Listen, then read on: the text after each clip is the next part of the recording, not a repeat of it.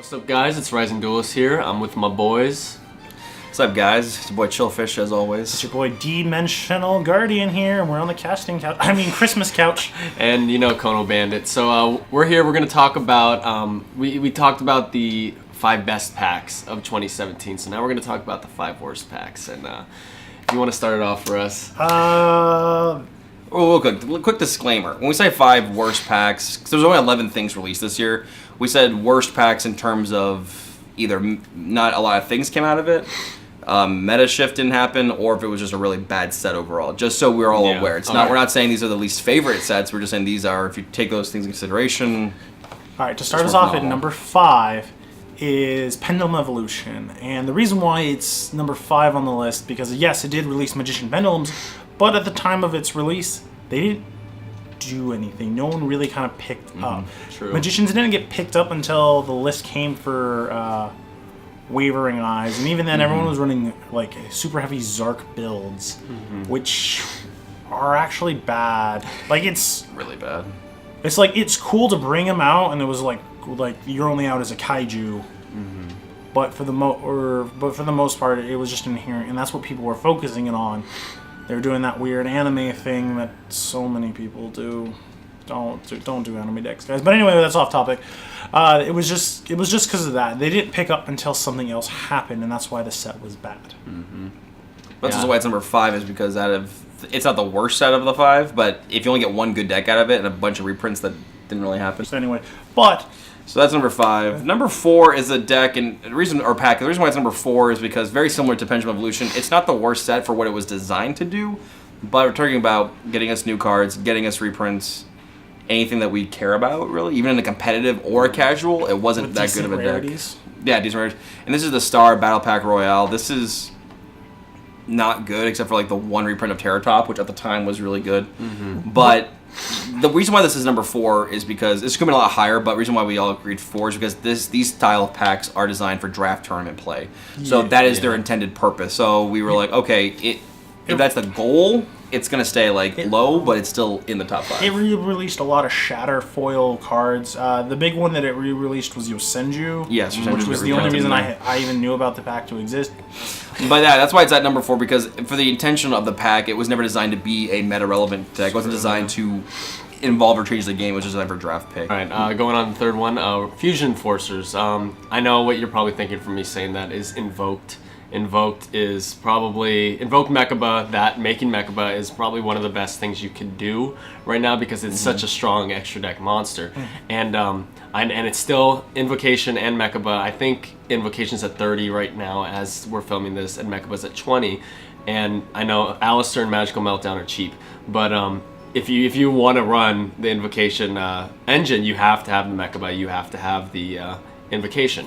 And other than that, we got Predaplants, and Predaplants, they suck. They just sucked. Like, we didn't even get Orphis Scorpio from that pack. We didn't get Orphis Scorpio or Darlingtonia Cobra. So, like, all the cards that we got from that were just utter garbage. Other than that, we had Fluffle's support come out, and they printed a lot of cards that Fluffles needed, but Fluffles as a whole were not able to keep up in the competitive field. I love Fluffles personally, but they just weren't able to keep with the times, especially since Master Rule 4. Yeah, Master Rule 4 coming out. You can't flood the board as easily as you can. They're all different types, so it's just hard to make your Link monsters efficiently. So that's why Fusion Forcers is number 3.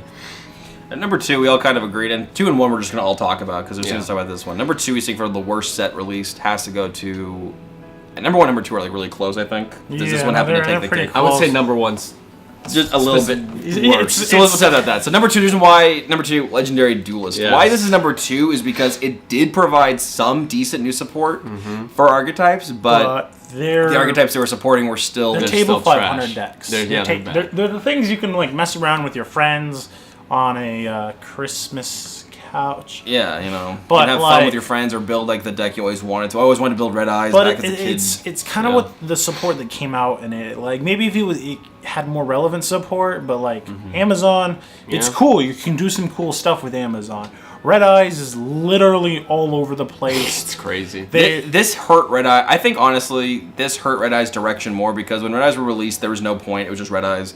Then it became kind of you could do some fun things like rank 7 stuff with Dragon Rulers. You could burn. But then it became a burn deck, which was cool. And then now you have equips and warriors, and I'm like, okay, where's your focus? Like, What's Yeah, Konami? they're literally all over the place. And that's Dear Konami. Then the next thing that came out was God. Darkness Metal. Yeah, Cyber Darks. Cyber Darks, yeah. And that support actually is really good for Cyberdarks. It gives them the things they need, but again, it's still Cyberdarks. Yeah, it could do some stuff, but it's Yeah, just the a Mako, fun little the rogue Mako thing. Tsunami, no one's playing that. Oh yeah, there's It's some cool stuff. seeing his cards though. It's cool seeing Yeah. that, but this is like he's saying anime decks aren't good. There's some cool, fun things to do with them, but a But- lot of it is just the whole pack is just all over the Yeah, place. it's just crazy. And even then, none of the we always every now and again we'll get a pack which will have a new support card come out, which will push a deck into meta relevance again. or at least, I mean, or at least within the tier 2, tier Yeah. 2.5 I mean, when range. Breakers of Shadow dropped last year, Neptibus brought back Mermails back into the light again. Yeah. So there are some times where these one packs will have something good, but none of the things that were released for this pack. The Amazonist cards were really good. I'll say that out of all the things, they Amazonist are, are the better. Amazonists they're actually really good. Lets you spam the board, which is like what you need. Unfortunately, Yeah. they didn't It's give not you an an act- extra you can actually edge. play the deck now. Yeah. It's still not good, but they're reprinting Amazonist Queen in that So- one thing. So here we Got go. that. Well, and I'm also mad because it was a Joey thing, and unfortunately, Konami has trained me to go, oh my god, there's Joey. Maybe we'll get some My Valentine and some Harpy stuff. And No. Yeah. Anyway, let's get on to the number one. one worst The pack of literally 2017. garbage. When I first saw this, I thought, okay, coolest name pack ever. Absolutely worthless reprints, no purpose of the reprints, and they weren't even that expensive to You know begin what with. should have come out in that set that would have made that set even worth picking up? What? Dimensional Barrier.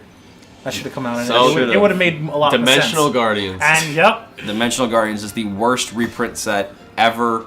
I mean, of course, some people are like, "Oh my god, we'll reprint Cyber Angels." Cyber Angels were dirt cheap before the Yeah, reprint even literally. happened. Like, I think the only expensive thing was the field spell. So okay, cool. The expensive thing was Herald. The, Herald the- of Arc, or the Herald. Herald of Perfection was the most expensive thing, but that wasn't even a Cyber Angel card. and it also didn't get reprinted in the set. It didn't so- get reprinted, which they probably should have. No, you're talking about Ritual Sanctuary. Yeah, Ritual right? Sanctuary. Yeah, Ritual Sanctuary. That was a little expensive for a while because it could do things with. it was a lot. Herald. There was a lot of hype, and then the hype just disappeared because they realized it's an inconsistent mess. Because rituals, unless you're Necroz and even early Gishki, rituals aren't always good. Yeah. So Yeah. the pack It's just pretty the standard. pack just they had- play through Master Rule 4 well. they can. Well, let's think. If they release stuff like that, you know, if we had gotten things that we should have gotten better reprints, such as Necroz or even Gishki. And you know what never came out? Fright for Patchwork. And Patchwork. You know. Ostinato for the Melodious. Yes, yes. Yeah, like none of these things, like these dimensional things. So I guess they're trying to go for. Oh my gosh, it's Arc 5. We're still in Arc 5 rule at that Yeah, time, exactly, so it was yeah. trying to get all these new things back. But I was hoping for either brand new cards or better reprints because the reprints, They reprinted Resonator stuff. Like like resonate, like high speed riders, like It's 'cause resonators, of- like. it's because of the guy from 5Ds. This He was in definitely Jack Atlas. He was. This in was it. definitely an oh right, anime yeah, but pack. they didn't reprint anything that we didn't already have like easily access to. Yeah, and this is a good example of an anime pack that went really wrong because I think Legendary Duelist was an anime pack that went right because the fans who wanted it bought it. It's true. Yeah. That's why Legendary Duels number 2 and Dimensional Guardians number 1 is because even though Legendary Duels had nothing really of value to the competitive meta, for the nostalgic player or the casual, it did have a lot of stuff for it. And the cards are keeping value. That's But Dimensional like, Guardians, it really just tanked a lot more. And if you had some value cards at one point, it just lowered the value. It's just sad because it's the coolest name I've ever heard in my life for a Yu-Gi-Oh pack, Yeah. to be completely honest. And Should it have just- released an Ash Blossom in that. Oh, they could have done jeez, anything with that that. would have been crazy. So those are the 5 worst packs we think were released this year. What do you guys think? Are we being like way too harsh? Bless you. I don't think we're being harsh enough. Okay, do you think we're being too harsh, or do you think we're not being harsh enough? Comment, let us know. Oh, that pack was trash. Comment if there's another pack you think that was just absolutely terrible. It came out in 2017. If there's something that we missed, or even a product that we didn't even talk about, you think was even Tempest, worse. Worst pack in 2017. Jeez. Crazy. All right, guys. Well, that's us, and thanks for watching to the 25 Days of Yu-Gi-Oh! Please, there'll be a playlist option, by the way, in the description. If you've missed any of the videos, please go back and like those things, like, share, and let us know. Comment, subscribe. Thanks, guys. Have a great day.